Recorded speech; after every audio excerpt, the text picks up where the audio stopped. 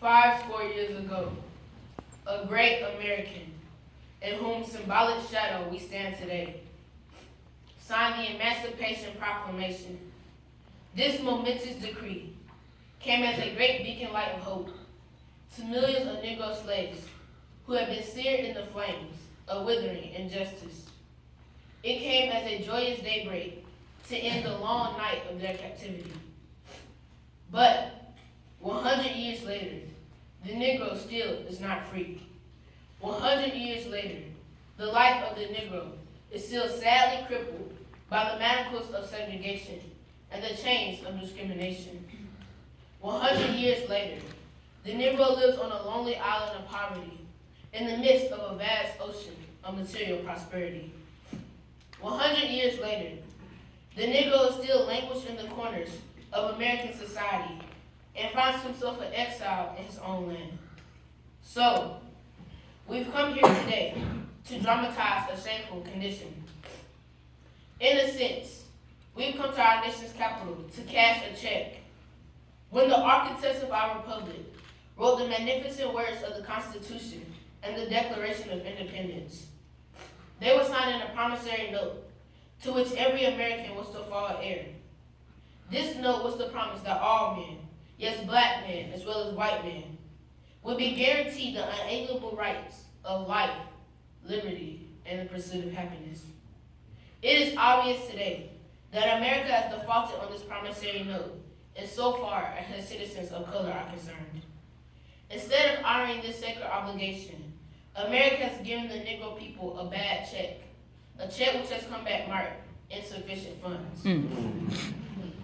But we refuse to believe that the Bank of Justice is bankrupt. That's right. We refuse to believe that there are insufficient funds in the great vaults of opportunity of this nation. And so, we've come to cash this check, a check that will give us upon demand the riches of freedom and the security of justice. It would be fatal for the nation to overlook the urgency of the moment. This sweltering summer of the Negro's legitimate discontent will not pass until there is an invigorating autumn of freedom and equality. 1963 is not an end, but a beginning.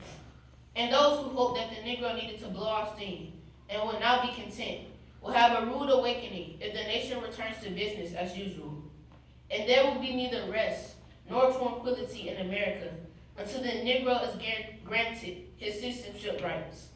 The whirlwinds of revolt will continue to shake the foundations of our nation until the bright day of justice emerges. The marvelous new militancy, which has engulfed the Negro community, must not lead us to a distrust of all white people. For many of our white brothers, as evidenced by their presence here today, have come to realize that their destiny is tied up with our destiny, and they have come to realize that their freedom is inextricably bound to our freedom. We cannot walk alone, and as we walk, we must make the pledge that we shall always march ahead. We cannot turn back. That's right. There are those who are asking the devotees of civil rights, when will you be satisfied? We can never be satisfied, as long as the Negro is the victim of unspeakable horrors of police brutality. We can never be satisfied, as long as our bodies, heavy with the fatigue of travel, cannot gain lodging in the motels of the highways and the hotels of the city. We cannot be satisfied, as long as the Negro's basic mobility is from a smaller ghetto to a larger one. We can never be satisfied, as long as our children are stripped of their selfhood and robbed of their dignity by signs saying, for whites only. We cannot be satisfied, as long as the Negro in Mississippi cannot vote, and the Negro in New York believes he has nothing for which to vote. No, we are not satisfied, and we will not be satisfied until justice roll down like waters and righteousness like a mighty stream. I say to you today, my friends, so even though we face the difficulties of today and tomorrow, I still have a dream. It is a dream deeply rooted in the American dream. I have a dream that one day this nation will rise up and live out the true meaning of its creed. We hold these truths to be self-evident, that all men are created equal.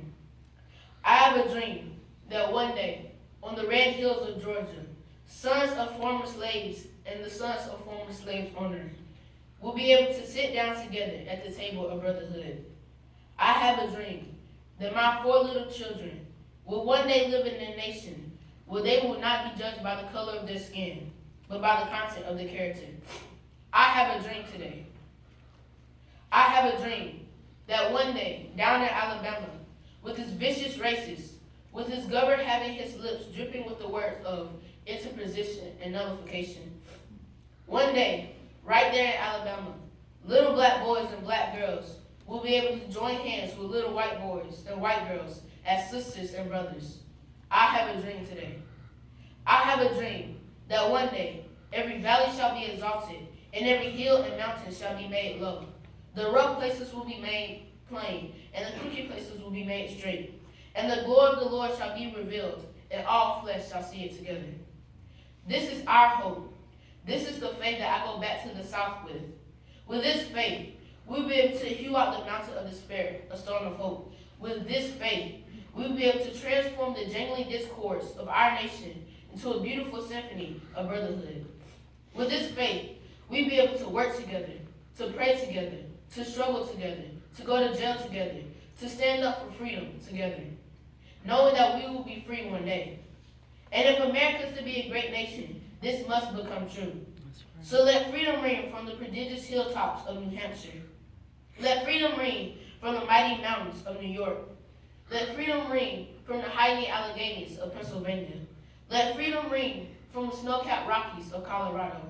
Let freedom ring from the curvaceous slopes of California. But not only that, let freedom ring from the Stone Mountain of Georgia. Let freedom ring from the Lookout Mountain of Tennessee. Let freedom ring from every hill and molehill of Mississippi. From every mountainside, let freedom ring. And when this happens, and when we allow freedom to ring, when we let it ring from every village and every hamlet, from every state and every city, we will be able to speed up that day with all of God's children, black men and white men, Jews and Gentiles, Protestants and Catholics. We'll be able to join hands together and singing the words of the old Negro spiritual, free at last, free at last. Thank God Almighty, we are free at last.